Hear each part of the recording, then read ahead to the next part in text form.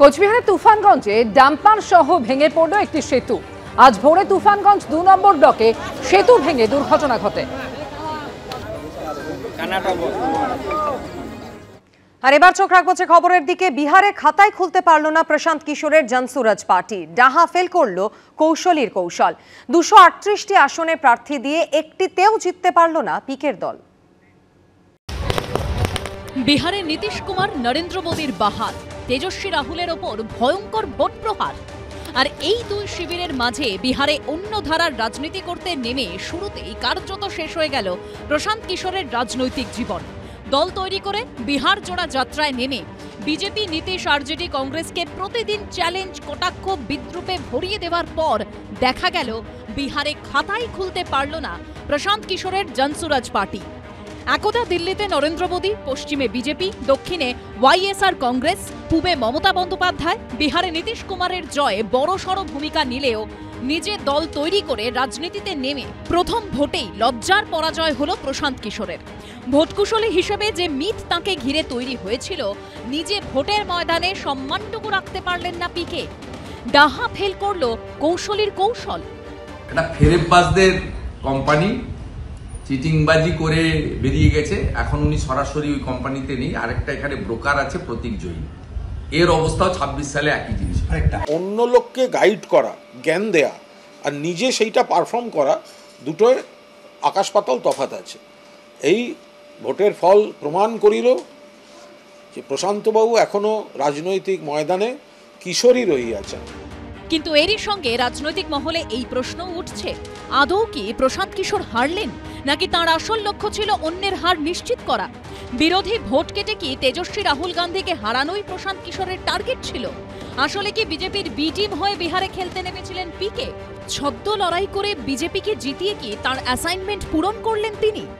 বিরোধী ভোট অর্থাৎ প্রতিষ্ঠান বিরোধী যে ভোটটুকু যাওয়ার কথা ছিল, সেই ভোটের মধ্যেই একটা ভাগ তিনি পেয়েছেন।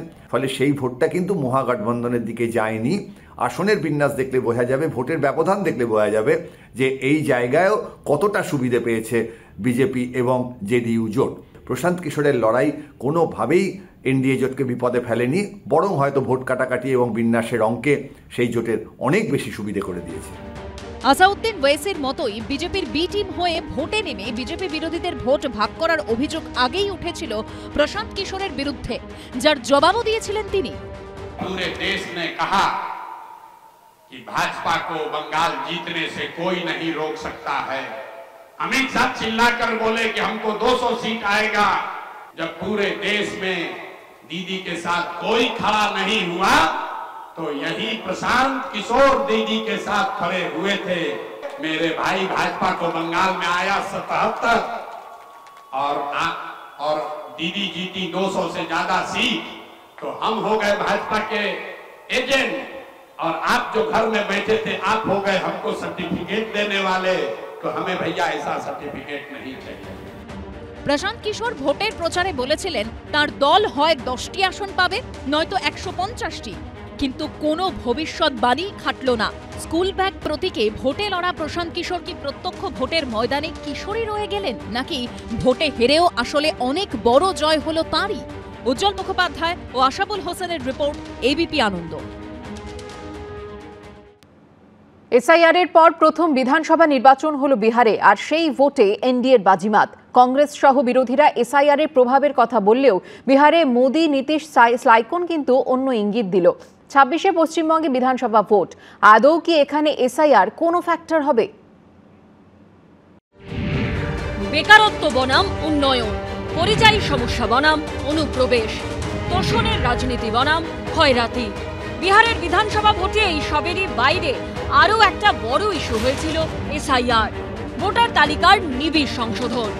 দেশজুড়ে এসআইআর প্রক্রিয়া শুরুর পর প্রথম বিধানসভা নির্বাচন হলো বিহারে, আর সেই ভোটে কার্যত খড়কুটোর মতো উড়ে গেল আরজেডি, কংগ্রেস, বামেদের জোট। বিপুল সংখ্যাগরিষ্ঠতা নিয়ে বাজিমাত করল নীতিশ কুমার বিজেপির জোট। কিন্তু আদৌ কি এই ভোটে এসআইআর কোনো ফ্যাক্টর হলো? বিভিন্ন রাজ্যে এসআইআর এর জন্য এরকম একটা কোনো ফলাফল হবে এটা ভাবার কোনো কারণ ঘটেনি। এটা একটা সাংবিধানিক প্রক্রিয়া, এটা চলছে। এটার জন্য কিছু লোক, যেমন যারা মৃত ভোটার, তারা বাদ যাবে হয়তো, হ্যাঁ, এবং আরো অনেক অবৈধ ভোটার হয়তো বাদ যাবে। কম্প্রিহেন্সিভ ভিক্টরি, এই ভিক্টরিটাকে এসআইআর দিয়ে এক্সপ্লেন করা খুব মুশকিল। এটা মেনে নিতে হবে যে এটা নীতিশ এবং বিজেপিরই জিত। বিহার ভোটের আগে রাহুল গান্ধী বারবার এসআইআর এর বিরোধিতা করেছিলেন। শেষ অবধি দেখা গেল তাদের জোটের শোচনীয় পরাজয় হলো। अम्बेडकर जी के कॉन्स्टिट्यूशन पर आक्रमण हो रहा है और डायरेक्टली मोदी जी, अमित शाह जी और ज्ञानेश जी जॉइंटली पार्टनरशिप बना के कर रहे हैं और इससे देश का बहुत नुकसान हो रहा है, भारत माता का नुकसान हो रहा है, डैमेज हो रही है। मेन मुद्दा वोट चोरी का है और एसआईआर उसको अब कवर अप करने का है और इंस्टीट्यूशनलाइज करने का है। বিহারের ফল বেরোনোর পর অমিত শাহ সোশ্যাল মিডিয়ায় লিখেছেন, বিহারের জনতা দেখিয়ে দিয়েছে ভোটার তালিকা সংশোধন অনিবার্য, এর বিরুদ্ধে রাজনীতি করার কোনো জায়গা নেই। এই কারণেই রাহুল গান্ধীর নেতৃত্বে कांग्रेस বিহারের শেষ পর্যায়ে এসে পৌঁছেছে। बिहार के चुनावों ने एक और बात सिद्ध की है, अब देश का मतदाता, खास तौर पर हमारा युवा मतदाता, मतदाता सूची के शुद्धिकरण को बहुत गंभीरता से लेता है।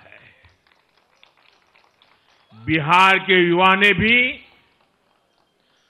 मतदाता सूची शुद्धिकरण को जबरदस्त तरीके से सपोर्ट किया है।